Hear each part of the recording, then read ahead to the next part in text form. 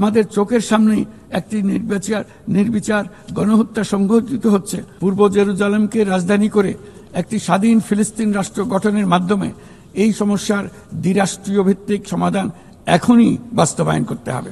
মাননীয় সভাপতি, আমি সবসময় মানুষকে আশার বাণী শুনিয়েছি, কখনো ভয় দেখিয়ে কিছু করা আমি সমর্থন করিনি, কিন্তু আজ আমাকে সেখান থেকে সরে এসে ভয়ঙ্কর কিছু কথা বলতে হচ্ছে।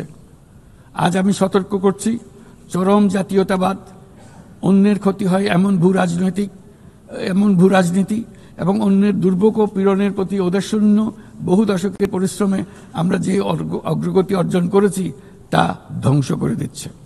এর সবচেয়ে মর্মান্তিক চিত্র আমরা দেখেছি গাজায়।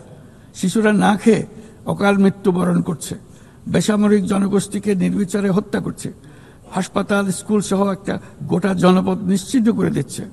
জাতিসংঘের স্বাধীন তদন্ত কমিশনের সাথে আমরাও একমত যে আমাদের চোখের সামনেই একটি নির্বিচার গণহত্যা সংঘটিত হচ্ছে।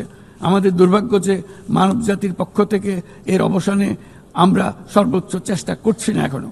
এই অবস্থা চলতে থাকলে ভবিষ্যৎ প্রজন্ম ও ইতিহাস আমাদেরকে ক্ষমা করবে না।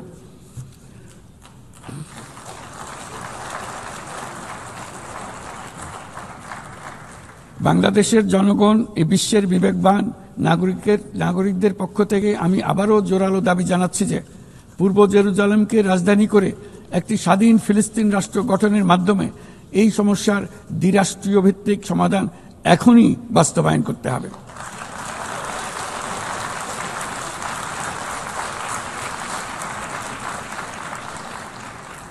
শুধুমাত্র 1967 সালের পূর্বের সীমারেখার ভিত্তিতে যেখানে ইসরায়েল ও ফিলিস্তিনি শান্তিপূর্ণ সহাবস্থানে থাকবে, তখনই ন্যায় বিচার সম্পূর্ণভাবে কার্যকর হবে। মাননীয় সভাপতি, বাংলাদেশে আমরা বিশ্বাস করি যে আমাদের একটি শান্তির সংস্কৃতি আমরা গড়ে তুলব, যেখানে সর্বস্তরের সহনশীলতা, অহিংসা, সংলাপ ও সহযোগিতার মূল্যবোধ প্রতিষ্ঠিত করা হবে।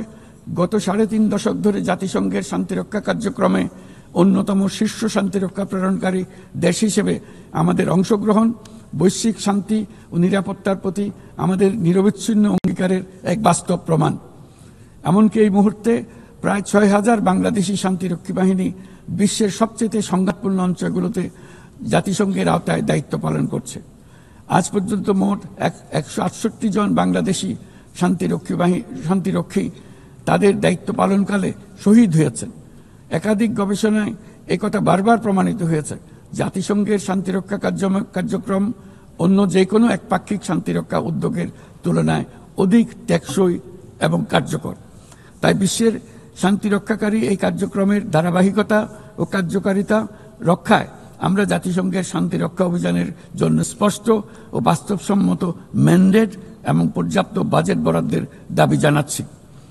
শান্তিরক্ষীদের নিরাপত্তা এবং তাদের বিরুদ্ধে সংঘটিত অপরাধের জবাবদিহিতা নিশ্চিত করাও সর্বোচ্চ গুরুত্বের সঙ্গে বিবেচনা করা উচিত।